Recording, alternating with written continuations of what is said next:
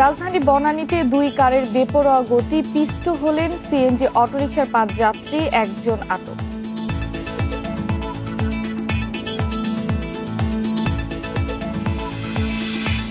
নতুন ধান ওঠার পরও বাজারে বাড়ছে চালের দাম, ডিজেলের দাম বেড়ে যাওয়ার অজুহাত মিল মালিকদের।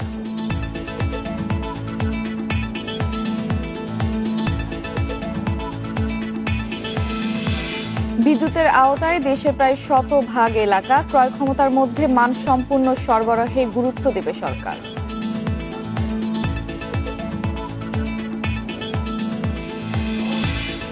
সামাজিক যোগাযোগ মাধ্যমে বিজ্ঞাপন দিয়ে বিক্রি হচ্ছে চোরাই গাড়ি, নম্বরও করে দেয়া বিআরটিএ থেকে।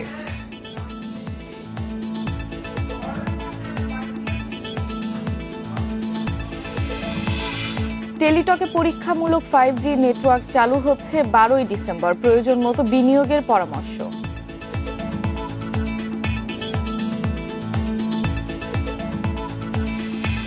স্বাগত ইন্ডিপেন্ডেন্ট সংবাদে, সঙ্গে আছে আমি ফারহান আলম এবং আমি শাফাত বিন ফরিদ। জানাচ্ছিলাম প্রধান শিরোনামগুলো, এবারে বিস্তারিত। রাজধানী বনানীতে বেপরোয়া কারে পিষ্ট হলেন সিএনজি অটোরিকশার যাত্রী সহ 5 জন। শুক্রবার রাতে নেভি সদর দপ্তরের সামনে একটি সিএনজি অটোরিকশাকে ধাক্কা দেয় দ্রুত গতির বিলাসবহুল কার। এতে ছিটকে পড়ে সিএনজিটি। পথচারীরা কারের একজনকে আটক করে পুলিশে দেয়। গাড়ি থেকে মাদক ও যৌন উত্তেজক ওষুধ জব্দ করেছে পুলিশ। এই ঘটনায় মামলার প্রস্তুতি চলছে। বনানী এয়ারপোর্ট রোডে শুক্রবার রাতে বেপরোয়া গতিতে একে অপরকে পাল্লা দেওয়ার চেষ্টা করছিল একটি মার্সিডিজ বেঞ্জ কার সহ 2টি বিলাসবহুল গাড়ি। পুলিশ ও প্রত্যক্ষদর্শীরা জানান, নেভি হেডকোয়ার্টারের সামনে গতি সামলাতে না পেরে একটি সিএনজি অটোরিকশাকে ধাক্কা দেয় মার্সিডিজটি। এতে ছিটকে রাস্তার পাশে পড়ে সিএনজিটি। গুরুতর আহত হন চালক সহ 5 যাত্রী। তাদের ঢাকা মেডিকেলে ভর্তি করা হয়। আমরা 7 রাস্তা থেকে আসতেছি, আমি তো এরকম গাড়ির সামনে পিছন থেকে মেরে দিছি। 2টা গাড়ি ছিল ওদের, মানে 2 গাড়ি যে পাল্লা দিয়ে চালাইছে না, এই পাল্লা দিয়ে চালানো ওরা কাটতে পারে না, পিছন দিয়ে দাম করে মারিয়ে দিয়েছে। খুব স্পিডে ছিল, রেস খেলতেছিল। আমি ওনারা দেখে আমি হুন্ডা সাইড দিয়ে দিচ্ছি, আমার হুন্ডা ছিল, আমি সাইড দিয়ে দিচ্ছি। দুর্ঘটনার পর মার্সিডিজটি আটক করেন পথচারীরা। পালিয়ে যায় অন্যটি। গাড়ি থেকে মাদক, খেলনা পিস্তল, বিদেশি নম্বর প্লেট সহ নানা সামগ্রী জব্দ করে পুলিশ। একদম আমার পায়ের উপর দিয়ে গাড়ি টান দিতে নিছিল। দেন আমি ট্রেনে বের করছি। দেন গাড়ি খুলে দেখলাম গাড়ির মধ্যে ড্রাগস, উইড টুইট এগুলো চিনছি। দুজনে আসতেছিল পাশাপাশি, এটা দ্রুত বেগে আইতেছিল, এটার উপরে লাগিয়ে দিছে সিএনজি। মূলত প্রাইভেট কারের দোষ। এদের খেলনা একটা পিস্তল পাইছি, আর একটু সামান্য একটু গাঁজা পাওয়া গেছে। পথচারীর হাতে আটক মুশফিক বনানীর বাসিন্দা। পুলিশ তার প্রতি সহানুভূতি দেখায় বলে অভিযোগ পথচারীদের। বিয়ের অনুষ্ঠান থেকে বাসায় ফিরছিলেন বলে দাবি মুশফিকের। আমরা একটা বিয়ে থেকে আসতেছিলাম, আমি সামনের সিটে বসেছি, সামনের সিটে ওইখানে ক্র্যাশ হয়েছে। মানে আমি জাস্ট দেখেছি ও স্পিড করতেছিল, স্পিড করার মাঝখানে জাস্ট একটা সিএনজি চলে আসে, এত কিছু খেয়াল করিনি। গাড়িটি চালাচ্ছিলেন সেন্নাত জামান। তার ড্রাইভিং লাইসেন্সও উদ্ধার করেছে পুলিশ। জানা গেছে সেন্নাতের বাবা নারায়ণগঞ্জের একটি গার্মেন্টস শিল্প গ্রুপের মালিক। যদি সেন্নাত থাকে তাহলে তো গাড়ি তো অবশ্যই, সে যেহেতু সেন্নাতের নাম বলতেছে, তাহলে সেন্নাত তো গাড়িতে ড্রাইভ করছে, এটা তো অবশ্যই, কারণ সে নিজে ড্রাইভ করছে, অ্যাক্সিডেন্টটা সে নিজে করছে। পলাতক গাড়িটির চালককেও খোঁজা হচ্ছে বলে জানিয়েছে police. Ruhul Amin, independent news, Dhaka. নতুন ধান বাজারে ওঠার পরও কুষ্টিয়ায় বাড়ছে চালের দাম। খুচরা বাজারে সব রকম চালের দাম বেড়েছে কেজিতে 2 থেকে 3 টাকা। চালকল মালিকদের দাবি, ধানের দাম বেশি থাকার কারণে চালের বাজারে এর প্রভাব পড়ছে। সেই সাথে ডিজেলের দাম বেড়ে যাওয়ায় বেড়েছে পরিবহন খরচ, তাই চালের দামও বাড়ছে। চলছে আমনের ভরা মৌসুম। কুষ্টিয়ার অধিকাংশ মাঠ থেকে ধান কেটে ঘরে তোলায় ব্যস্ত কৃষকরা। এ সময় চালের দাম কম থাকার কথা থাকলেও 1 সপ্তাহ ধরে খুচরা বাজারে কেজিতে বেড়েছে 2 থেকে 3 টাকা। চালের বড় মোকাম খাজানগরের মিলেও বেড়েছে চালের দাম। ধানের ভরা মৌসুমেও চালের দাম বাড়ায় ক্ষোভ জানিয়েছেন সাধারণ ক্রেতারা। তাই সরকারিভাবে তদারকির দাবি তাদের। চাউলের দামটা একটা স্বাভাবিক পর্যায়ে থাকুক, আমরা সাধারণ ক্রেতা আমরা এই প্রত্যাশাই করছি, যাতে দামটা কোনো অজুহাত দেখায় বৃদ্ধি না করে দোকান। চালের দাম ক্রমেই বৃদ্ধি হচ্ছে, যেটা আমাদের সাধারণ মানুষের ক্রয় ক্ষমতার একদম সম্পূর্ণ বাইরে। খুচরা বিক্রেতারা বলছেন, মিলারদের কাছ থেকে বেশি দামে চাল কেনায় বেশি দামে বিক্রি করতে হচ্ছে। চাহিদা খুব বেশি, মার্কেট চাহিদাটা বেশি, এই জন্য চালের দাম 3 টাকা পর্যন্ত বাড়েছে প্রতি কেজিতে, 2 থেকে 3 টাকা বাড়েছে, আরো 2 থেকে 3 টাকা এই চৈত্র মাস আস্তে আস্তে বাড়ার সম্ভাবনা রয়েছে। চালকল মালিকরা বলছেন, ডিজেলের দাম বাড়ায় ধান আনা এবং চাল পাঠানো দুটোর খরচই বেড়েছে, যার প্রভাব পড়েছে দামে। ডিজেলের দাম বৃদ্ধি হওয়ার কারণে ধানের পরিবহনে বৃদ্ধি পেয়েছে এবং চাউলের পরিবহনের ক্ষেত্রেও বৃদ্ধি পেয়েছে। এই বাজার বৃদ্ধি হওয়ার পেছনে এমন কোনো উল্লেখযোগ্য কারণ নাই, শুধুমাত্র ডিজেলের দাম বৃদ্ধির কারণেই চালের দাম বৃদ্ধি পেয়েছে। কুষ্টিয়া জেলা কৃষি সম্প্রসারণ অধিদপ্তরের তথ্য মতে, জেলায় এবারের আমন মৌসুমে ৮৮,৮৮২ হেক্টর জমিতে আমন ধান চাষ হয়েছে, যা লক্ষ্যমাত্রার চাইতেও বেশি। Independent news desk. Khaleda Zia মানবাধিকার বঞ্চিত বলে অভিযোগ করছে বিএনপি। শুক্রবার আন্তর্জাতিক মানবাধিকার দিবসের আলোচনা সভায় এই কথা বলেন মহাসচিব মির্জা ফখরুল ইসলাম আলমগীর। এদিকে 1977-এ সেনা ও বিমান বাহিনীর সদস্য হত্যার দায়ে জিয়াউর রহমানের মরণোত্তর বিচারের দাবি করেন নিহতের স্বজনেরা। শুক্রবার আন্তর্জাতিক মানবাধিকার দিবসে গুলশানের লেকশোর হোটেলে বিএনপির আলোচনা সভা। এতে অংশ নেন বেশ কিছু দেশের কূটনীতিক, আবাসিক প্রতিনিধিরা। এ সময় দেশের মানবাধিকার পরিস্থিতি তুলে ধরে বিএনপি নেতাদের দাবি, এ পর্যন্ত তাদের ৩৫ লাখ নেতাকর্মীর বিরুদ্ধে মামলা দেওয়া হয়েছে। বেগম খালেদা জিয়ার উপরে সবচেয়ে বেশি মানবাধিকার লঙ্ঘন হচ্ছে। পরে গুরুতর অসুস্থ খালেদা জিয়াকে উন্নত চিকিৎসার অধিকার বঞ্চিত করা হচ্ছে বলে অভিযোগ করেন বিএনপি মহাসচিব। আমাদের দলের চেয়ারপারসন, সাবেক 3 বারের প্রধানমন্ত্রী, এই দেশের মানুষের গণতান্ত্রিক আন্দোলনের প্রতীক, স্বাধীনতা শব্দের প্রতীক, তিনিও আজকে তার সবচেয়ে অধিকার, ন্যূনতম যে অধিকার, একটা চিকিৎসার অধিকার, সেই অধিকার থেকে তিনি বঞ্চিত হচ্ছেন। বিএনপি নেতারা যখন এসব অভিযোগ করছিলেন, তখন লেকশোর হোটেলের পাশেই মানববন্ধন করেন 1977 সালে জিয়াউর রহমানের সময়ে নিহত সেনা ও বিমান বাহিনীর সদস্যদের স্বজনেরা। তারা বলছেন, মানবাধিকার দিবসে সভা করার অধিকার বিএনপির নেই। ৪৫ বছর ধরে আমরা অপেক্ষায় আছি, আমার বাবা আসবে আসবে আসবে, আমার আম্মা অপেক্ষা করতে করতে সে মারাই গেল। এই ঘটনার সাথে যারা জড়িত ছিল তাদের দায় মুক্তি চাই এবং তাদের ক্ষতিপূরণ চাই। তৎকালীন প্রধান সামরিক প্রশাসক ও বিএনপির প্রতিষ্ঠাতা জিয়াউর রহমানের মরণোত্তর বিচারের দাবিও আসে মানববন্ধন থেকে। Jahanara Parvin, independent news, Dhaka. খালেদা জিয়ার চিকিৎসাকে ইস্যু করে বিএনপি দেশ অস্থিতিশীলের চেষ্টা করছে, বলছেন আওয়ামী লীগের সাধারণ সম্পাদক ওবায়দুল কাদের।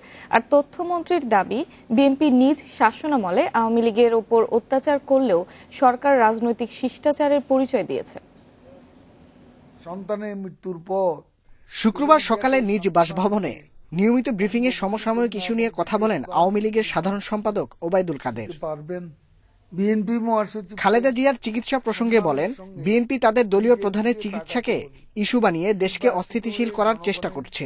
বিএনপি তাদের শাসনামলে কোনো দণ্ডিত ব্যক্তিকে এত সুযোগ সুবিধা দেয়নি বলেও মন্তব্য করেন ওবায়দুল কাদের। বেগম জিয়ার জন্য বিএনপি নেতারা এখন মায়া কান্না করছে, অথচ তার মুক্তি এবং চিকিৎসার জন্য চোখে পড়ার মতো একটা মিছিলও তারা করতে পারেননি। আমি আগেও বলেছি, এখনো বলছি, বেগম জিয়ার চিকিৎসার চেয়ে তার চিকিৎসাকে ইস্যু বানিয়ে দেশকে অস্থিতিশীল করে ঘোলা পানিতে মাছ শিকার করাই তাদের উদ্দেশ্য। এদিকে সকালে জাতীয় প্রেস ক্লাবে মানবাধিকার দিবসের এক আলোচনায় তথ্যমন্ত্রী হাসান মাহমুদ বলেন, বিএনপি সাধারণ মানুষের মৌলিক অধিকার কেড়ে নিয়ে এখন মানবিকতার কথা বলছে, অথচ বর্তমান সরকার খালেদা জিয়ার চিকিৎসা ইস্যুতে যে শিষ্টাচার দেখিয়েছে তা থেকে বিএনপির শিক্ষা নেওয়া উচিত। চরম অমানবিকতা প্রদর্শন করেছে বিএনপির প্রতিষ্ঠাতা জিয়াউর রহমান এবং তার স্ত্রী বেগম খালেদা জিয়া, আমাদের নেত্রী বঙ্গবন্ধু কন্যা জননেত্রী শেখ হাসিনার প্রতি, আওয়ামী লীগ নেতাকর্মীদের প্রতি।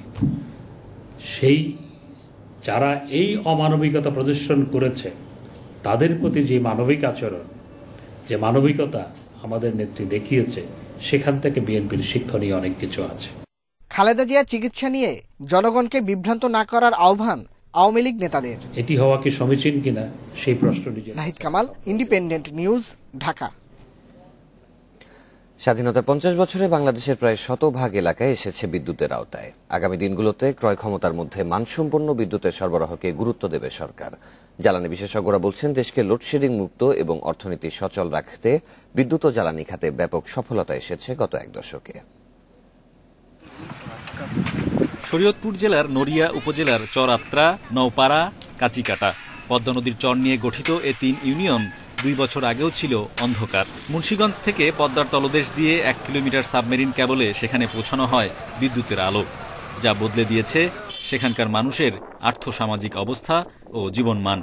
খরচ কম হইতেছে, আমার লাভবান বেশি হইতে আছে বিদ্যুৎ দাম হানি দিলে। আগে একটা শার্ট নামতো আপনার 1.5 ঘন্টায়, এখন আমার 1.5 ঘন্টা শার্ট নামে 3টা। ইমেল করে আগে মানুষ নড়িয়া যাইতে হইতো, এখন ওই নড়িয়া যাওয়া লাগে না, এখন সব কাজগুলা আমাদের এই জায়গাতেই করা যায়। গ্রামাঞ্চলের বিদ্যুতায়নকে 1972 সালেই সাংবিধানিকভাবে গুরুত্ব দিয়েছিলেন তৎকালীন রাষ্ট্রপতি বঙ্গবন্ধু। 1975 সালে রাজনৈতিক পট পরিবর্তনের পর সেই পরিকল্পনায় অনেকটাই ভাটা পড়েছিল। মাঝে 1996 থেকে 2001 পর্যন্ত কিছু পরিকল্পনা নেওয়া হলেও বাস্তবায়ন শুরু হয় 2009 সাল থেকে। গত 12 বছরে বিচ্ছিন্ন চর, দুর্গম পাহাড় সহ সারা দেশে ঘরে ঘরে বিদ্যুৎ পৌঁছে দিয়ে নির্বাচনী অঙ্গীকার পূরণ করেছে বর্তমান সরকার। এ সময় 146 বিদ্যুৎ কেন্দ্রের উৎপাদন ক্ষমতা ছাড়িয়েছে 25,000 মেগাওয়াট। কয়েক গুণ হয়েছে গ্রাহক সংখ্যা, সঞ্চালন লাইন সহ সব ক্ষেত্রে এসেছে আমূল পরিবর্তন। গ্রিড লাইনে শতভাগ বিদ্যুতায়ন করে ফেলছি সারা বাংলাদেশে। এটা একটা বড় সাফল্য মাননীয় প্রধানমন্ত্রী শেখ হাসিনার নেতৃত্বে। আমরা আগের থেকে অনেক সিকিউর বলতে পারি নিরাপত্তার ক্ষেত্রে, জ্বালানি নিরাপত্তার ক্ষেত্রে, বিদ্যুতের নিরাপত্তার ক্ষেত্রে। এখন যেটা আমাদের হবে সেটা আরো বেশি নিরবিচ্ছিন্ন কিভাবে আমরা করতে পারি বিদ্যুতের ক্ষেত্রে, আরো বেশি আমরা মোর সাস্টেনেবল কেমনে করতে পারি এবং এফোর্ডেবল, অর্থাৎ মানুষের আয়ের সাথে ইউটিলিটি খরচগুলো আমাদের কতটুক হবে। 2001 থেকে 2006 দেশের বিদ্যুৎ খাতের জন্য ছিল অনেকটাই অন্ধকার যুগ। সে সময় নিট উৎপাদন বৃদ্ধির পরিবর্তে কমে যায়। লোডশেডিং ছিল জনগণের জন্য অন্যতম ভোগান্তি। বর্তমান সরকার বিদ্যুৎ খাতে বেসরকারি বিনিয়োগ উৎসাহিত করায় শিল্প খাতেও মেটানো যাচ্ছে চাহিদা, যা অর্থনীতিকে গতিশীল করেছে বলে মনে করেন বিশেষজ্ঞরা। বড় কোনো লোডশেডিং থেকে আমরা মুক্ত হয়ে গেছি গত 4-5 বছর বা 6-7 বছর। কোনো লোডশেডিং হচ্ছে না। শিল্পের ক্ষেত্রে মানে বিদ্যুতের যে সরবরাহ সেখানেও ঘাটতি নেই, অর্থাৎ অর্থনীতিকে চালিয়ে রাখার জন্য যেই জ্বালানি এবং বিদ্যুতের দরকার ছিল সেটা সরবরাহ করতে সরকার সফল হয়েছে। 2030 সালে 40,000 আর 2041 সাল নাগাদ 60,000 মেগাওয়াট বিদ্যুৎ উৎপাদন করতে চায় সরকার। সে লক্ষ্যমাত্রা অর্জনকে টেকসই করতে তেল, গ্যাসের মতো প্রাথমিক জ্বালানি কেনায় দূরদর্শিতা ও দক্ষতা বাড়ানোর পরামর্শ বিশ্লেষকদের। Hari Saha, independent news, Dhaka. নতুন ধান বাজারে ওঠার পরও কুষ্টিয়ায় বাড়ছে চালের দাম। এ নিয়ে আরো জানাতে কুষ্টিয়া থেকে আমাদের সাথে যোগ দিচ্ছেন সহকর্মী মিলন উল্লাহ। মিলন, দাম বৃদ্ধি নিয়ে চালকল মালিক ও বিক্রেতারা আসলে কি বলছেন আমাদের জানাবেন। হ্যাঁ, আসলে যেমনটি বলছিলেন যে নতুন ধান কিন্তু ঘরে উঠেছে এবং আপনি প্রতিবেদনে যেটি দেখেছেন যে কুষ্টিয়াতে কিন্তু এবার বাম্পার আমনের ফলন হয়েছে এবং প্রায় 88,000 হেক্টর জমিতে এই ধানের ফলন হয়েছে এবং এই যে ধান সেটা কিন্তু অধিকাংশই মাঠ থেকে কিন্তু এখন কৃষকের ঘরে উঠেছে এবং বাজারে উঠেছে। তারপরেও কিন্তু ধানের দাম কমছে না এবং যার কারণে কিন্তু চালের দাম বাড়ছে বলে আমাদেরকে জানিয়েছেন মিল মালিকরা। সেই সাথে মিল মালিকরা আরেকটা অভিযোগ করেছেন যে ডিজেলের দাম বাড়ার সাথে সাথে কিন্তু ধান কিনে এনে বাইরে থেকে যে তারা কুষ্টিয়াতে নিয়ে আসে বা চালে রূপান্তরিত করে যেটা মার্কেটে সাপ্লাই করে সেইটাতে কিন্তু গাড়ি ভাড়া বাড়ার কারণে কিন্তু তাদেরকে অতিরিক্ত টাকা গুনতে হচ্ছে। তার প্রভাবে কিন্তু পড়ছে চালের বাজারে, যার কারণে কিন্তু এই ধানের চালের যে বাজার সেটা কিন্তু দিনে দিনে আসলে অস্থিতিশীলের দিকে যাচ্ছে এবং এইটা কিন্তু সামনের দিনে তারা বলতেছে যে ধানের দাম না কমা পর্যন্ত এই চালের দাম কমার কোনো সম্ভাবনা নাই। আরেকটা বিষয় কিন্তু তারা উল্লেখ করেছেন, সেটি হলো যে সরকার যে ধান কেনা শুরু করেছে সেই ধানের যে দাম, সেই ধানের দামও কিন্তু অনেক বেশি, প্রায় 40 থেকে 80 টাকা কেজিতে সরকার ধান কিনছে, যার কারণে কিন্তু এই ক্ষেত্রেও একটি ধানের উপরে প্রভাব পড়ছে, যার কারণে তারা কোনোভাবে কম দামে ধান কিনতে না পারার কারণেই তারা বেশি দামে ধান কিনতে হচ্ছে এবং সেই ধান থেকে যারা যখন চাল বানিয়ে বাজারে বিক্রি করছে তখন কম দামে তাদের আর বিক্রি করার উপায় থাকছে না। তো আসলে এই অজুহাতগুলো কিন্তু মিলাররা আগেও দেখিয়েছেন এবং এই সিজনটা বিশেষ করে এই সিজনে যখন ধান ওঠে তখন কিন্তু এই অজুহাত দেখিয়ে তারা চালের দাম বৃদ্ধি করে। এর আগেও আমরা দেখেছি যে যখন কম দামে ধানের দাম কম ছিল তখনও কিন্তু তারা বৃদ্ধি করে কিন্তু বিভিন্ন অজুহাত দেখিয়েছিল। আর একটা কথা বলে রাখি, এখন যখন ধানের ভরা মৌসুম, এখন কিন্তু এই মিলার এবং ফড়িয়ারা কিন্তু একদম মাঠ পর্যায় থেকে কম দামে ধান কিনে তারা মজুত করে রাখে এবং সারা বছর এই ধান তারা ব্যবহার করে। কিন্তু আসলে এই জিনিসগুলো যে তদারকি, সেই তদারকিটা সেইভাবে হয় না। আমরা খুচরা ব্যবসায়ীদের সাথে কথা বলেছিলাম, তারা যেটি জানিয়েছিলেন যে আসলে যেটি চালের দাম বৃদ্ধির ক্ষেত্রে কিন্তু মনিটরিংটা শুধুমাত্র খুচরা বাজারে হয়, কিন্তু পাইকারি যে বাজারগুলো বা মিল মালিকদের কাছে সেই রকম ভাবে কোনো মনিটরিং হয় না, যার কারণে কিন্তু তারা এই সুযোগটা পেয়ে যায়। তো এই ছিল আমার কাছে কুষ্টিয়া থেকে চালের বাজার নিয়ে সর্বশেষ সংবাদ। কুষ্টিয়া থেকে এতক্ষণ আমাদের সাথে যুক্ত ছিলেন মিলনুল্লাহ। প্রতারণার মামলায় যে কোনো মুহূর্তে গ্রেপ্তার হতে পারেন সঙ্গীত শিল্পী ও অভিনেতা তাহসান খান, অভিনেত্রী রাফিয়াত রশিদ মিথিলা ও শবনম ফারিয়া। ই কমার্স প্রতিষ্ঠান ইভ্যালির প্রতারণামূলক কর্মকাণ্ডের সহযোগিতা ও অর্থ আত্মসাতের অভিযোগে এই 3 তারকা সহ মোট 9 জনের বিরুদ্ধে মামলা দায়েরের পর তাদের নজরদারিতে রাখা হয়েছে জানিয়েছে পুলিশ।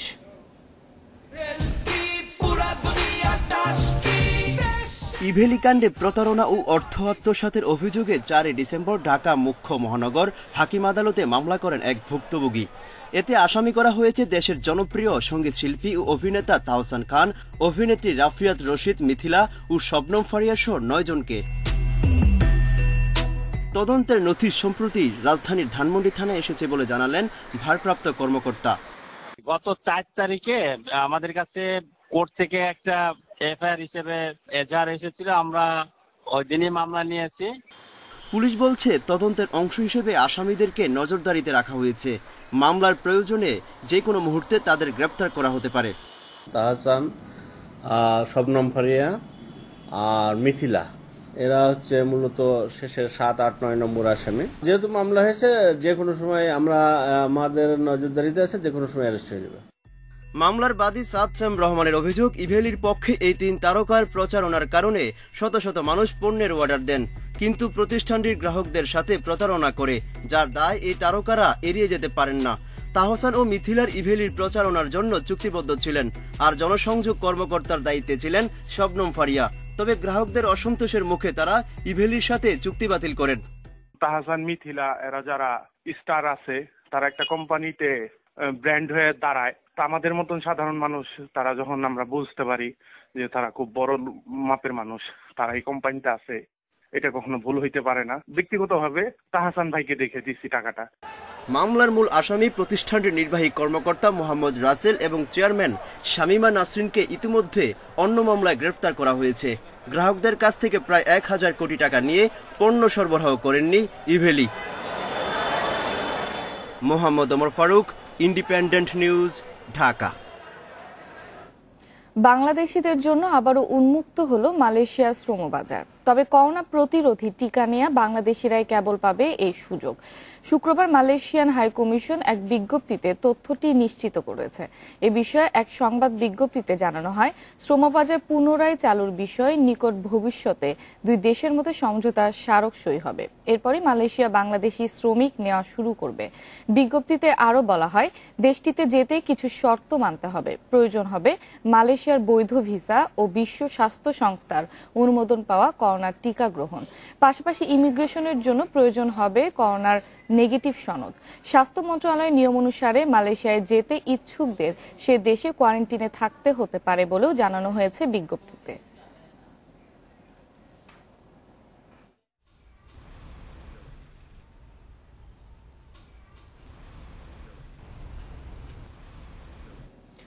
এদিকে কর্মী নিতে মাসের মধ্যেই মালয়েশিয়ার সঙ্গে সমঝোতা স্মারক সই হতে যাচ্ছে বলে জানিয়েছেন প্রবাসী কল্যাণ ও বৈদেশিক কর্মসংস্থান মন্ত্রী ইমরান আহমেদ।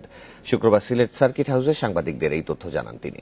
মন্ত্রী বলেন, মালয়েশিয়ার মানব সম্পদ মন্ত্রী দাতুক সেরি এম সারভানান বিষয়টি বাংলাদেশ হাইকমিশনকে জানিয়েছে। তিনি আশা প্রকাশ করেন, ডিসেম্বরের মধ্যেই সমঝোতা স্মারক সই হবে এবং অতীতের চেয়ে অনেক বেশি কর্মী পাঠাতে পারবে বাংলাদেশ। মন্ত্রী আরও বলেন, বাংলাদেশের জন্য ইউরোপের দ্বারও উন্মোচিত হতে যাচ্ছে। আগামী বছরের ফেব্রুয়ারির মধ্যেই বৈধ উপায়ে কর্মী পাঠানোর প্রস্তুতি হিসেবে গ্রিসের সঙ্গে সমঝোতা স্মারক সই হতে যাচ্ছে। আমি টার্গেট করছি কি জানুয়ারি ফেব্রুয়ারির মধ্যে this will be the first MOU ইনশাল্লাহ আমরা যেটা ইউরোপের যে কোনো দেশের সাথে করব। উখিয়া থেকে অপহৃত 4 স্কুল ছাত্রের মধ্যে 3 জনকে উদ্ধার করেছে র্যাব। টেকনাফের রোহিঙ্গা ক্যাম্পের পাশের পাহাড়ে অভিযান চালিয়ে তাদের উদ্ধার এবং 7 অপহরণকারীকে আটক করা হয়। র্যাব 15 কক্সবাজার ক্যাম্পের উপ অধিনায়ক মেজর ফারাবি জানিয়েছেন, বাকি একজনকে উদ্ধারের শালবন পাহাড়ে অভিযান চলছে। 7 ডিসেম্বর উখিয়ার সোনারপাড়া উচ্চ বিদ্যালয়ের 4 শিক্ষার্থীকে সেন্ট মার্টিন দ্বীপে বেড়াতে নিয়ে যাওয়ার কথা বলে অপহরণ করে রোহিঙ্গা সন্ত্রাসীরা।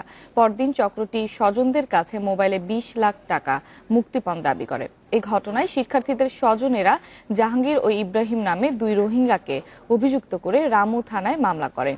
এরপর থেকে অভিযানে নামে আইন শৃঙ্খলা বাহিনীর একাধিক দল।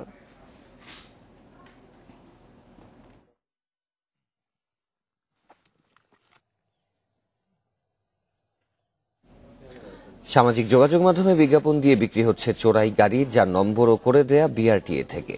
আবার মেয়াদোত্তীর্ণ প্রাইভেট কার কম দামে বিক্রির নামেও চলছে প্রতারণা। অভিযোগ আছে এসব গাড়ি ব্যবহার করে চলছে মলম পার্টির ছিনতাই।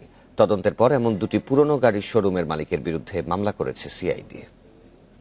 গাড়িটা মাত্র 90,000 টাকায়। আপনার এই গাড়িগুলো কিন্তু ভালো চলে, ইঞ্জিনও ভালো আছে। নারায়ণগঞ্জের ফতুল্লায় 2টি শোরুমে বিক্রি হচ্ছে চোরাই গাড়ি।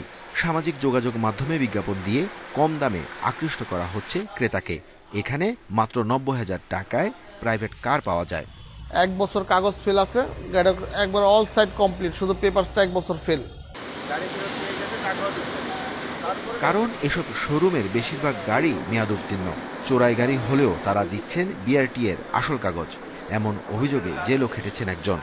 কাগজটা ফেল হয়েছে, কিন্তু কাগজটা আমরা পরে করে দিই, ধরেন 2 মাসে ফেল বা ওই 1 বছরের ট্যাক্স টোকেনটা ফেল হয়েছে, ওইটা আমরা করি। ঘটনা আমার গাড়িতে না, আমার প্রতিষ্ঠানে না, এটা আউটে একটা গাড়ি বেচা কিনা হয়েছে, এখানে আমি প্রেজেন্ট খারাপ ছিলাম, আমি একটা সাক্ষী দিয়েছি। সম্প্রতি রামপুরা থেকে মলম পার্টির 3 সদস্য সহ একটি চোরাই গাড়ি আটক হয়েছে। সেখানে এলিয়ন মডেলের গাড়ি জব্দ করেছে CID, যার মালিকানা মিরপুরের ঠিকানা সমবায় সমিতির নামে। এখন আপনাদের মাধ্যমে জানতে পারলাম, এখন বিষয়টা আমরা দেখব যে আসলে কি করত গাড়িটা দিয়ে। CID বলছে ছিনতাই চক্র ভাড়ায় চলা গাড়িকে টার্গেট করে যাত্রী বেশে ওঠে, এরপর কৌশলে ড্রাইভারকে অচেতন করে গাড়ি নিয়ে পালিয়ে যায়। চোরাই গাড়ি যখন বিক্রি করা হয় তখন এই চোরাই গাড়ির যারা চুরি করেছে তাদের সাথে এই যিনি গ্যারেজের যিনি এই শোরুমের মালিক, তিনিও কিন্তু ওই কাগজে সাক্ষী হিসেবে স্বাক্ষর করেছেন। আমরা তাকেও গ্রেপ্তার করেছি। BRTA এর দাবি, ডিজিটাল নম্বর প্লেট জালিয়াতি করা অসম্ভব। তারপরও এই অভিযোগ খতিয়ে দেখবেন তারা। Arafatur Rahman, independent news, Dhaka. Digital Bangladesh দিবস উপলক্ষে 12 ডিসেম্বর টেলিটকে পরীক্ষামূলকভাবে চালু হতে যাচ্ছে 5G নেটওয়ার্ক। এর মাধ্যমে অ্যাপ্লিকেশন নিয়ন্ত্রণ করা হয় বলে এটি সাধারণের দৈনন্দিন ব্যবহারের জন্য নয় বলে জানান টেলিটকের ব্যবস্থাপনা পরিচালক। তবে দেশের কিছু ক্ষেত্রে বর্তমানে 5Gর প্রয়োজনীয়তা বিবেচনা করে বিনিয়োগের পরামর্শ বিশ্লেষকদের। 2018 সালের ফেব্রুয়ারিতে দেশে চালু হয় 4G নেটওয়ার্ক। সে সময়ই আলোচনা শুরু হয় 5G নিয়ে। 4 বছর পর এবার 5G নেটওয়ার্কে প্রবেশ করতে যাচ্ছে এদেশ। আগামী 12 ডিসেম্বর ডিজিটাল বাংলাদেশ দিবসে আনুষ্ঠানিকভাবে দেশে যাত্রা শুরু করবে 5ম প্রজন্মের মোবাইল নেটওয়ার্ক। টেলিটকের ব্যবস্থাপনা পরিচালক জানান, রাজধানীতে প্রধানমন্ত্রীর কার্যালয়, সংসদ ভবন ও সচিবালয়ের কাছাকাছি ধানমন্ডি 32 এবং সাভার ও টুঙ্গিপাড়ায় 5G নেটওয়ার্ক দেওয়া হচ্ছে। রাষ্ট্রীয় প্রতিষ্ঠান হওয়ার পাশাপাশি মুজিব শতবর্ষ পালনের কারণেই এই জায়গাগুলোতে প্রাধান্য দেওয়া হয়েছে। 5G নেটওয়ার্কের জন্য সর্বনিম্ন 100 মেগাহার্জ তরঙ্গ প্রয়োজন হলেও প্রাথমিকভাবে 60 মেগাহার্জ দিয়ে চালু করা হচ্ছে। ভিডিও দেখি বা আমাদের ডাটা ইউজ করি, সেই পারপাসে না, মেনলি ইন্ডাস্ট্রিয়াল অ্যাপ্লিকেশনে এটার অ্যাপ্লিকেশনটা খুব বেশি। যে কোনো ধরনের ইন্ডাস্ট্রিতে, যে আমি রোবোটিক্স কন্ট্রোল, কোয়ালিটি কন্ট্রোল চাইনি কিনা, প্যাকেজিংটাকে চাই কিনা। হুয়াওয়ের প্রযুক্তি সহায়তায় দেশে যাত্রা শুরু করবে 5G নেটওয়ার্ক। প্রতিষ্ঠানটি জানায়, উন্নত দেশগুলোতে 5G নেটওয়ার্ক স্থাপনের জন্য যে প্রযুক্তি ব্যবহার করা হয়েছে, এদেশেও একই প্রযুক্তি ব্যবহার করা হচ্ছে। এখন 5G টেকনোলজি সমৃদ্ধ নতুন রেডিও নেটওয়ার্ক চলে আসবে এবং এই রেডিও নেটওয়ার্ককে সাপোর্ট দেওয়ার জন্য অ্যাডিশনাল স্পেকট্রাম দেওয়া লাগবে। যেটা দরকার সেটা হচ্ছে কান্ট্রি ওয়াইড ফাইবার অ্যাভেলেবিলিটি। দেশে শিল্প কারখানার প্রয়োজনীয়তা বিবেচনার মাধ্যমে 5G নেটওয়ার্ক স্থাপন প্রয়োজন। তবে এজন্য বর্তমানে বড় বিনিয়োগের সিদ্ধান্ত সঠিক নয় বলছেন বিশ্লেষকরা। বাংলাদেশে ঠিক কয়টা জায়গায় আসলে এই ধরনের প্রযুক্তি ব্যবহার করার স্কোপ রয়েছে, ছোট্ট স্কেলে আমরা জিনিসটা ইমপ্লিমেন্ট করে দেখলাম যে কোথায় কোথায় ব্যবহার করা যেতে পারে, বিশেষ করে আমাদের দেশের প্রেক্ষাপটে। নতুন বছরের মার্চে তরঙ্গ নিলামের মাধ্যমে অন্যান্য অপারেটররাও চালু করবে 5G network. Irin Khatun, independent news, Dhaka. কক্সবাজারে বেড়েছে পর্যটকদের ভিড়। করোনা সংক্রমণ কম থাকায় পরিবার পরিজন, বন্ধু বান্ধব সহ সৈকতে ছুটছেন অনেকেই। তবে সৈকতে ময়লা আবর্জনার ছড়াছড়ি দেখে হতাশ পর্যটকেরা। কক্সবাজারে পর্যটন সমাগম থাকে সারা বছরই, তবে নভেম্বরে পর্যটন মৌসুম শুরুর পর থেকেই বাড়তে শুরু করে ভিড়। ডিসেম্বরে এসে আরও বাড়ে পর্যটক। করোনা সংক্রমণ কম থাকায় এবার জমে উঠেছে পর্যটন মৌসুম। শীতে গিয়ে আসার সঙ্গে সঙ্গে ভিড় বাড়ছে সৈকতে। প্রথমবার এসে আমার খুব ভালো লাগতেছে, কারণ অনেক মানুষ আনন্দ করতেছে। বাচ্চাদের পরীক্ষা শেষ তো, তাই ছুটির দিন বাচ্চাদের নিয়ে কক্সবাজার ঘুরতে এলাম। সৈকত সহ কক্সবাজারে আসা পর্যটকদের নিরাপত্তায় তৎপর ট্যুরিস্ট পুলিশ। 24 ঘন্টায় দেয়া হচ্ছে টহল। আমরা 20 বাইক টহল, হোটেল মোটেল জোনে আপনার মোটরসাইকেল পেট্রোলিং এবং পাশাপাশি আবহাওয়া সম্পর্কে আমাদের প্রতিদিনের মতো মাইকিংয়ের একটা করা হয়েছে। তবে সৈকতে পর্যটক বাড়ার সঙ্গে স্পষ্ট হয়েছে নানা অব্যবস্থাপনা। বালিয়াড়িতে ছড়াছড়ি ময়লা আবর্জনার। করোনার যে প্রভাবটা, মানে ওটা তো এখন পর্যন্ত ওরকমভাবে কিছুই দেখা যাচ্ছে না। স্পিডবোট যেগুলো হুটহাট করে আইসা পড়ে, ওইটা একটু প্রবলেম হয়ে যায় আর। পর্যটক বাড়ায় চাঙা এর ওপর নির্ভরশীল ব্যবসা বাণিজ্য। করোনার সময়ের ক্ষতি কাটিয়ে ওঠার আশায় সংশ্লিষ্টরা। Independent news desk. সারা দেশে শীতের আমেজ মিলবে আগামী সপ্তাহে। আগামী 3 দিন রাতের তাপমাত্রা কমতে পারে 3 ডিগ্রি সেলসিয়াস পর্যন্ত। যশোর, কুষ্টিয়া, রাজশাহীতেও নামবে 10 ডিগ্রিতে। তবে শিগগিরই শৈত্যপ্রবাহের শঙ্কা নেই। পৌষ আসতে আর মাত্র কয়েকদিন। শেষ অগ্রহায়ণের নিসর্গ ঢাকা পড়েছে কুয়াশার চাদরে। ঘাসের ডগায় ঝিলিক দিচ্ছে শিশির বিন্দু, দিচ্ছে শীতের আভাস। শুক্রবার ভোরেও ঝরেছে গুড়ি বৃষ্টি, মেঘলা রাজধানীর আকাশ। তবে বেলা বাড়ার সঙ্গে বেড়েছে সূর্যের তাপ। এ অবস্থায় আবহাওয়া অফিস বলছে আগামী 3 দিনে রাতের তাপমাত্রা কমবে, তবে দিনে থাকবে অপরিবর্তিত।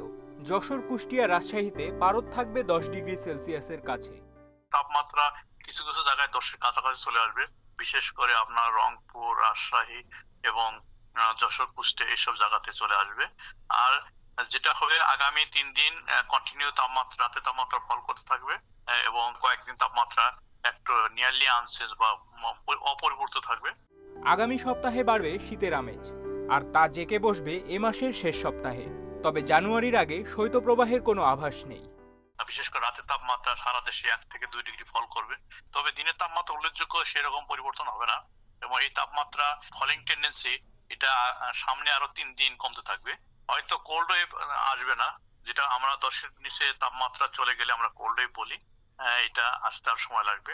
তবে এ সময়ে দেশের কোথাও কোথাও হালকা থেকে মাঝারি ধরনের কুয়াশা পড়ার পূর্বাভাস আছে।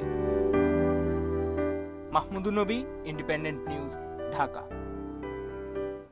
2 যুগ ধরে আন্দোলনের পর 6 বছর আগে উচ্চ আদালত করতোয়া নদী রক্ষায় ব্যবস্থা নেওয়ার আদেশ দেয় সরকারকে, যা এখনও কার্যকর সম্ভব হয়নি। এ অবস্থায় করতোয়া দখল, দূষণ রোধ এবং পানির প্রবাহ স্বাভাবিক রাখার দাবিতে আবারও আন্দোলনের ঘোষণা দিয়েছে গাইবান্ধা ও বগুড়ার মানুষ। 1988 সালে গাইবান্ধার খুলশীতে বন্যা নিয়ন্ত্রণে স্লুইস গেট নির্মাণের পর থেকেই পানি প্রবাহ কমতে শুরু করে করতোয়া নদীতে। শুরু হয় নদীর 2 তীর দখল, আর দূষণের কারণে মারাত্মক প্রভাব পড়ে এর জীববৈচিত্র্যে। মৃতপ্রায় নদীটি রক্ষায় 1996 সালে আন্দোলনে নামে নদী তীরের মানুষ। 2015 সালে একটি রিটের পর সে বছরই দখল, দূষণ রোধ সহ পানি প্রবাহ স্বাভাবিক রাখতে ব্যবস্থা নিতে সরকারকে নির্দেশ দেয় উচ্চ আদালত। কিন্তু 6 বছরেও কার্যকর হয়নি কিছুই। পানিতে কেউ নামতে চায় না, যদি নামে পানিতে উঠলেই গা পচরা, অসুখ বিসুখ হয়। এ অবস্থায় আদালতের আদেশ অমান্য ও নদীর বর্তমান অবস্থা জানাতে আবারও উচ্চ আদালতে যাওয়ার কথা জানিয়েছে পরিবেশবিদরা। আমরা উদ্বেগের সাথে লক্ষ্য করছি যে গত ৭ বছরেও স্থানীয় প্রশাসন এই নদী রক্ষায় মহামান্য আদালতের আদেশ বাস্তবায়নে তেমন কোনো ব্যবস্থা করেননি। পানি উন্নয়ন বোর্ড জানিয়েছে করতোয়া নদীর রক্ষায় ৫ বছর আগে নেওয়া পরিকল্পনা বাস্তবায়নের উদ্যোগ নেওয়া হয়েছে। দূষণের বিষয়ে আমরা পরিবেশ অধিদপ্তর, জেলা প্রশাসন এবং পৌরসভা আমরা একযোগে কাজ করে যাচ্ছি। ইতিমধ্যে বিভিন্ন ধরনের মেজার আমরা নিয়েছি এবং সামনে আরও আমাদের অনেক পরিকল্পনা রয়েছে। নদী রক্ষার দাবিতে নানা কর্মসূচি নিয়ে আবারও মাঠে নামার ঘোষণা দিয়েছে বগুড়া ও গাইবান্ধার মানুষ। Hasibur Rahman, independent news, Bogura. মাদারীপুর বক্ষব্যাধি হাসপাতালে চিকিৎসক, টেকনিশিয়ান সহ ১৭ জনের পদ থাকলেও আছেন মাত্র ৪ জন। এতে খুঁড়িয়ে খুঁড়িয়ে চলছে সেবা কার্যক্রম। প্রয়োজনীয় স্বাস্থ্য সেবা থেকে বঞ্চিত হচ্ছেন জেলার মানুষ। জনবল না পাওয়া পর্যন্ত সংকট কমবে না বলে জানিয়েছেন সিভিল সার্জন। মাদারীপুরের ডাসার উপজেলার পশ্চিম মাইজপাড়া এলাকার কালাম ব্যাপারী ২ সপ্তাহের কাশি নিয়ে এসেছেন বক্ষব্যাধি হাসপাতালে, কিন্তু দীর্ঘ সময় অপেক্ষা করেও দেখা পাননি চিকিৎসকের। টিবি হাসপাতাল আসছি কফ পরীক্ষা করার জন্য, এখন ডাক্তার পাওয়া যায় না। এই হাসপাতালে মেডিকেল অফিসার ও জুনিয়র কনসালটেন্ট পদে 2 জন চিকিৎসক থাকার কথা, কিন্তু এসব পদ শূন্য 4 বছর ধরে। আর রেডিওগ্রাফার, ফার্মাসিস্ট সহ বিভিন্ন পদ খালি 5 বছর। 17টি পদের বিপরীতে একজন চিকিৎসক আর 3 জন স্টাফ দিয়ে চলছে কার্যক্রম। আজকে 2 দিন যাবত আমরা টিবি হসপিটাল আসছি, কোনো ডাক্তার পাইনি।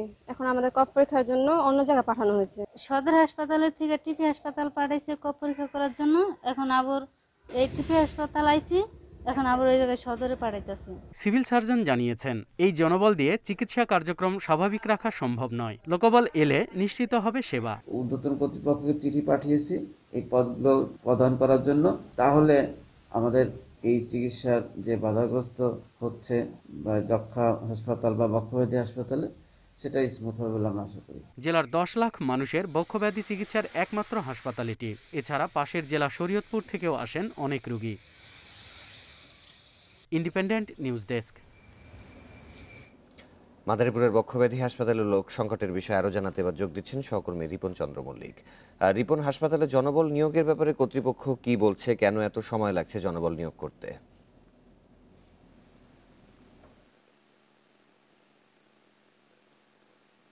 আমি কথা বলেছিলাম মাদারীপুরের সিভিল সার্জন ডক্টর মনির আহমেদ খানের সাথে। তিনি আমাদেরকে বলছেন যে দীর্ঘদিন ধরে কিন্তু তারা ঊর্ধ্বতন কর্তৃপক্ষের কাছে লিখিতভাবে এই জনবল সংকটের কথা, চাহিদা তারা জানিয়েছে, কিন্তু আসলে জনবল নিয়োগটা মূলত জেলা পর্যায়ের কাজ না, এটা মূলত জাতীয়ভাবে করা হয়ে থাকে। সেক্ষেত্রে যখন জাতীয়ভাবে নিয়োগটা হয়ে আসবে তখনই মূলত এখানে জনবল পাওয়া যাবে, এমনকি আমাদের হচ্ছে। তারপর তারা কিন্তু চেষ্টা করে যাচ্ছে বলে এমনকি আমাদের হচ্ছে। আপনি কি জানি রেখেছে এই মাদারীপুরের যে বক্তব্য কিন্তু গত 5 বছর ধরেই কিন্তু বলতে গেলে চিকিৎসা সংকটে হয়েছে। বঙ্গবন্ধুর সোনার বাংলা গড়ায় এখন মূল লক্ষ্য। স্বাধীনতার নেতৃত্ব দেয়া দলের হাত ধরেই জাতির পিতার স্বপ্ন পূরণ হবে বলে মন্তব্য করেছেন পররাষ্ট্রমন্ত্রী। হাতিরঝিলের অ্যাম্ফি থিয়েটারে লাল সবুজের মহা উৎসবের 10ম দিনের অনুষ্ঠানে এই মন্তব্য করেন তিনি। সিলেটের শিল্পীদের মণিপুরী নৃত্য পরিবেশনের মধ্য দিয়ে শুরু হয় লাল সবুজের মহোৎসবের 10ম দিনের অনুষ্ঠান। তরুণ প্রজন্মকে ঐতিহ্যের সাথে পরিচয় করিয়ে দিতে শাহ আব্দুল করিমের গানের সঙ্গে পরিবেশিত হয় লোকনৃত্য। খুলনা বিভাগের পরিবেশনা শুরু হয় দলীয় নৃত্য দিয়ে।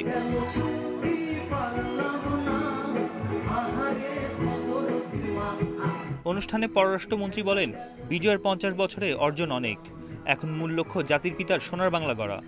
উন্নত, সমৃদ্ধশালী, অসাম্প্রদায়িক অর্থনীতি, যেখানে ধনী দরিদ্রের আকাশসম ফারাক থাকবে না, যেখানে অন্ন, বস্ত্র, বাসস্থান, শিক্ষা সেবা, স্বাস্থ্য সেবা সবার জন্য নিশ্চিত হবে। আমরা এটা যদি প্রতিষ্ঠিত করতে পারি, তাহলে বঙ্গবন্ধুর প্রতি আমরা সত্যিকারের সম্মান প্রদর্শন করতে পারব। সমৃদ্ধির ধারা অব্যাহত থাকলে বাংলাদেশের মানুষকে ভবিষ্যতে ভিসার জন্য বেগ পেতে হবে না বলে মন্তব্য করেন পররাষ্ট্রমন্ত্রী। আমি সেই দিনের প্রত্যাশায় আছি, যেদিন বাংলাদেশে কোনো লোক বিদেশি এমবাসিতে গিয়ে তার পাসপোর্ট দেখালে পরে এখন যখন তার ছেলের সাথে বিদায় করে দেয়, তখন তাকে বললে, তুমি বাঙালি, নিশ্চয়ই তুমি আমার ঘরে আসো, তোমাকে আমি চাই, তুমি সবচেয়ে সম্মানিত লোক। আমি সেই দিনের প্রত্যাশায় আছি। বিজয়ের 50 বছর উপলক্ষে আয়োজিত লাল সবুজের মহোৎসব চলবে 16 ডিসেম্বর পর্যন্ত।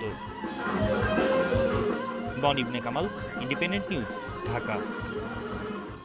সংবাদে ক্রমবর্ধমান ভুল তথ্য প্রচারের ব্যাপারে বিশ্বকে সতর্ক করলেন শান্তিতে নোবেল বিজয়ী ফিলিপাইনের সাংবাদিক মারিয়া রেসা ও রাশিয়ার দিমিত্রি মুরাতোভ। শুক্রবার নরওয়ের অসলোতে পুরস্কার গ্রহণের সময় তারা এই কথা বলেন। পুরস্কার গ্রহণের পর মারিয়া বলেন, মিথ্যাকে সত্য বলে পরিবেশন করা নিরাপত্তা ও গণতন্ত্রের জন্য সবচেয়ে বড় হুমকি। মারিয়া রোজা ফেসবুক সহ মার্কিন ইন্টারনেট কোম্পানিগুলোকে বিষাক্ত আবর্জনা বলে তীব্র সমালোচনা করেন। বলেন, ফেসবুকের মতো কোম্পানিগুলো মুনাফার লোভে মিথ্যা আর ঘৃণা ছড়াচ্ছে, যা সবাইকে সংক্রমিত করছে। অন্যদিকে দিমিত্রি বলেন, বর্তমান বিশ্ব ঝুঁকে পড়ছে স্বৈরতন্ত্রের দিকে। কৃতিত্ববাদী সরকারের বিরুদ্ধে বাক স্বাধীনতার জন্য সাহসী লড়াই করার কারণে এই দুই সাংবাদিক এবছর শান্তিতে নোবেল পুরস্কার লাভ করে। 2012 সালে মারিয়া ফিলিপাইন সরকারের সমালোচনামূলক অনুসন্ধানী সাংবাদিকতার জন্য প্রতিষ্ঠা করেন র্যাপলার ওয়েবসাইট। এছাড়া রাশিয়ার ভ্লাদিমির পুতিনের সরকারের দুর্নীতির বিরুদ্ধে সংবাদ প্রচার করেন দিমিত্রি।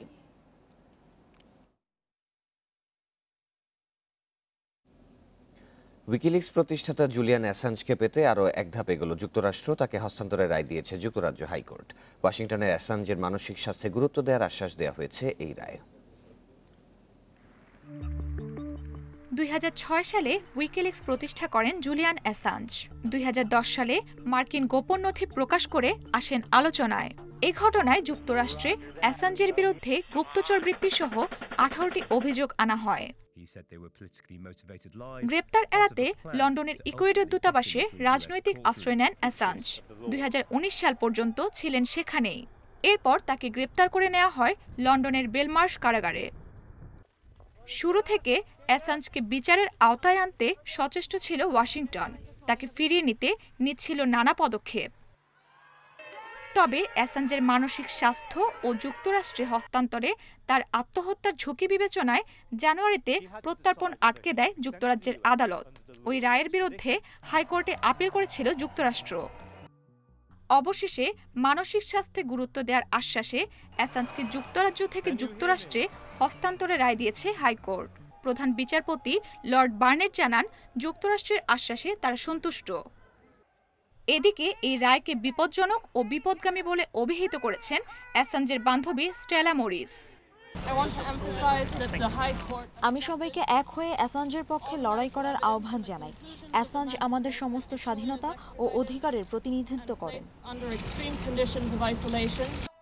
অ্যাসাঞ্জকে হত্যার ষড়যন্ত্র করেছিল যে দেশ, তাকে সেখানে পাঠানো কতটা ন্যায্য সে প্রশ্নও তুলেছেন স্টেলা। জানিয়েছেন, রায়ের বিরুদ্ধে আপিল করা হবে শিগগিরই। Rukhsana Afroz, independent news. করোনার নতুন ভেরিয়েন্ট ওমিক্রন মোকাবেলায় ফাইজারের বুস্টার ডোজ কার্যকর বলে দাবি প্রতিষ্ঠানটির। তবে এই নিয়ে আরও গবেষণা চালানো হবে বলে জানিয়েছে প্রতিষ্ঠানটি। এদিকে বিশ্বে করোনায় একদিনে মৃত্যু হয়েছে 7,227 জনের।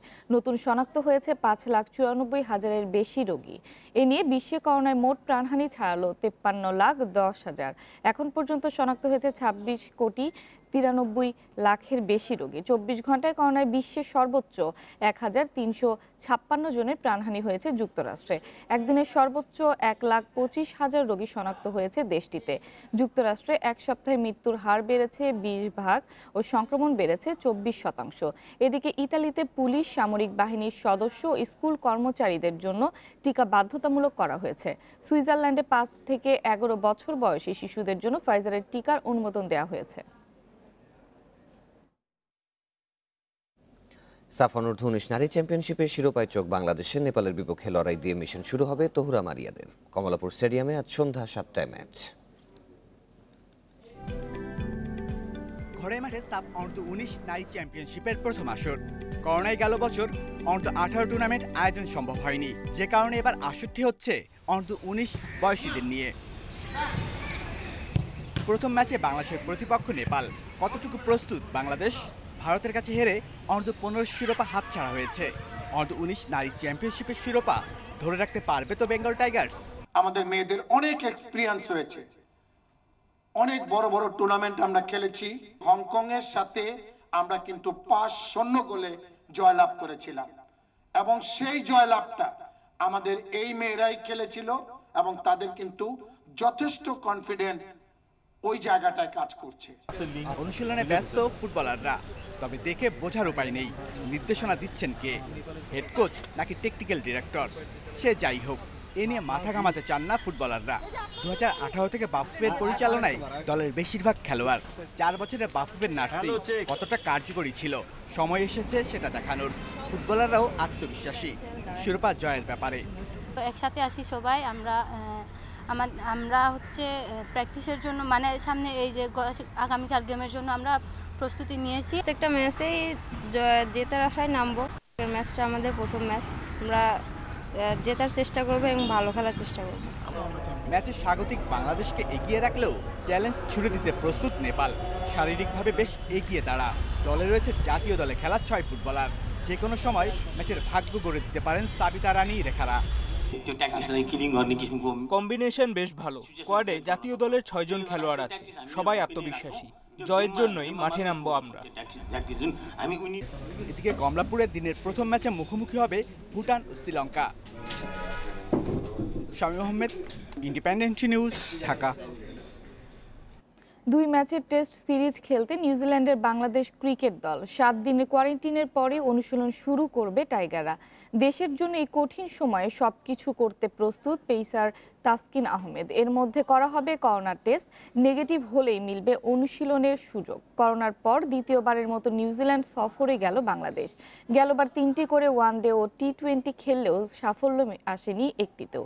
ঘরের মাঠে হোয়াইট ওয়াশের হতাশার সঙ্গী করে কিউইদের চ্যালেঞ্জ নেবে টাইগাররা। 7 দিনের কোয়ারেন্টিন শেষে 2টি প্রস্তুতি ম্যাচ খেলবে মুশফিক মুমিনুলরা। 1 জানুয়ারি মাউন্ট মঙ্গানুয়ে প্রথম টেস্ট আর দ্বিতীয় 9 জানুয়ারি ক্রাইস্টচার্চে। জাহাঙ্গীরনগর বিশ্ববিদ্যালয় ক্যাম্পাসে আবাসস্থল সংকটে প্রজাপতিরা ঝোপঝাড় পরিষ্কার করে নতুন নতুন ভবন তৈরি করায় তারা অস্তিত্ব সংকটে। একসময় 120 প্রজাতির প্রজাপতির বসবাস থাকলেও এখন তা কমে 60-এ নেমেছে। প্রকৃতির নির্দেশক প্রজাপতি রক্ষায় সামাজিক আন্দোলন গড়ে তোলার আহ্বান গবেষকদের। প্রজাপতিকে বলা হয় প্রকৃতির অলংকার। এর শরীর জুড়ে রঙের মেলা, ফুলে ফুলে ছুটোছুটি নজর কাড়ে সবার। উড়লে আকাশে প্রজাপতি, প্রকৃতি পায় নতুন গতি, এই স্লোগানে জাহাঙ্গীরনগর বিশ্ববিদ্যালয় ক্যাম্পাসে বসে প্রজাপতি মেলা। প্রকৃতির এই বর্ণিল প্রাণীটির সঙ্গে পরিচয় হতে আসেন অনেকেই। ভালো লাগছে এবং অনেক ডিফারেন্ট টাইপ অফ প্রজাপতি দেখছি, অনেক কিছুই জানছি। খাবার সংগ্রহ করবে, যেখানে থাকবে, যেখানে তার জীবন চক্র চলবে, সেই গাছগুলোর অভাব দেখা দিচ্ছে শহর অঞ্চলে। এনভায়রনমেন্টে টিকে রাখার জন্য আমাদের কিছু অ্যাক্টিভিটিস আছে, সেগুলো নিতে হবে। মেলার আয়োজক প্রাণীবিদ্যা বিভাগের শিক্ষক ও শিক্ষার্থীরা। তারা জানান দেশে প্রায় 300 প্রজাতির প্রজাপতি দেখা মেলে। গাউডি ব্যারন ও কমন ভ্যালভেট ববসহ 1/3 বসবাস জাহাঙ্গীরনগরে। কিন্তু গত কয়েক বছরে ক্যাম্পাসে অবকাঠামো উন্নয়ন করার কাজে নির্বিচারে প্রজাপতির আবাসস্থল ধ্বংস হয়েছে। এমনকি এবছর এখনও পরিযায়ী পাখিশূন্য 4টি লেক। 120টির মতো। তো আজকে এই 12 বছর এক যুগ পরে প্রজাপতির সংখ্যা প্রায় অর্ধেকে নেমে এসেছে। তো এর কারণ মূলত আসলে উন্নয়ন এবং তার যে আসলে থাকার যে জায়গাটা, প্রজাপতি নির্ভর যেসব গাছপালা ঝোপঝাড় ছিল, তো বিশ্ববিদ্যালয়ের উন্নয়ন হবে এটা নিয়ে আমাদের কোনো বিরোধ নেই। বাট এই উন্নয়নের সাথে সাথে যেসব গাছপালা বা তাদের যে ঝোপঝাড়, এগুলো কিন্তু কাটা হয়েছে বা কাটা পড়ে। তো আমরা এটা নিয়ে খুব শঙ্কিত।